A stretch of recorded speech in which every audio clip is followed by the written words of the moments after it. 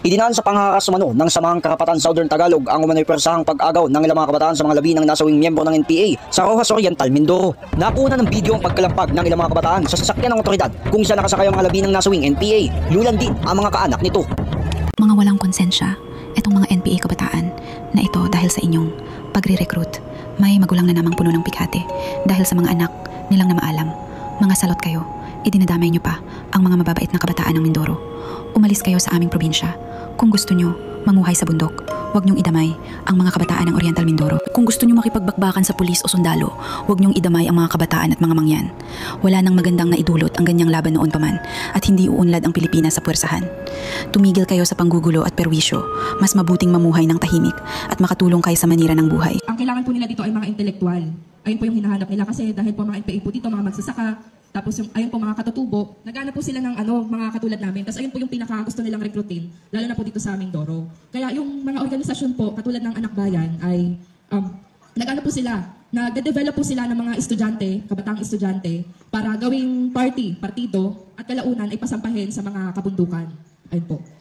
Tapos, una po ako, nung na-develop po ako bilang partido, marami po mga pag-aaral yung binibigay sa amin patungkol po sa isyu ng lipunan. Tapos bakit kailangan mag-armas? Bakit kailangan humawak, ganyan. Tapos simula po noon, ang sabi sa akin ay mangangampanya tayo, parang magkakampanya sa usapin ng kalagayan ng mga manggagawa. Kaya nag-organize po kami sa Maynila. Kalaunan, ang sabi naman nila, mag-organize naman tayo sa mga magsasaka.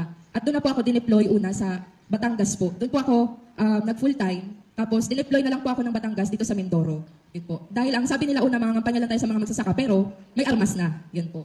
Tapos, ang buhay po ng NPA, aktivista pa lang po, hanggang sa buhay ng NPA ay napakamasalimuot na po.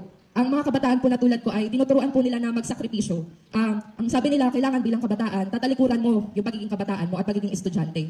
Ngayon, sa kabila ng pagiging estudyante, tatalikuran mo yung pag-aaral mo sa loob ng paaralan, mag-aaral ka sa lansangan, mag-aaral ka sa mga tabing dagat, kasama yung mga mangingisda at mga magsasaka, tapos sa armasan ka.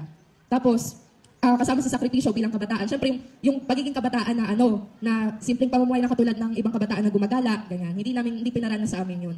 Tapos, siyempre, tatalikuran mo rin yung sarili mong pamilya. Kailangan mo rin isakripisyo yun dahil ikaw nga, kailangan magdesisyon ka na yung mismong sarili mo ay ibibigay mo, ipagkakaloob mo sa loob ng aming organisasyon at sa amin ka magsisilbi. Kaya yung pag-aaral mo, yung kinabukasan mo, pati yung pamilya mo, kailangan mong talikuran para sa pagiging NPA. Dahil siyempre, sa NPA, tinatanaw na mamamatay ka. Ayun naman kasi talaga yung kailangan mo magbuwis, maglaan ng buhay para sa bayan ko, no? Pero, ang layunin ng NPA, nung nandito ako sa Mindoro, ay tumulong nga. Pero, pagkapasok ko sa loob ng NPA, ay kabaliktaran ang mga naging karanasan ko doon sa mga binabanggit nila at mga tinuturo nilang pag-aaral sa amin. Kasi, dito, imbis na kami yung tumutulong sa mga katulad nyo, na binababaan namin, ay kami yung nanghihingi sa inyo para tulungan kami. At para buhayin kami sa loob ng bundok. Ayun po.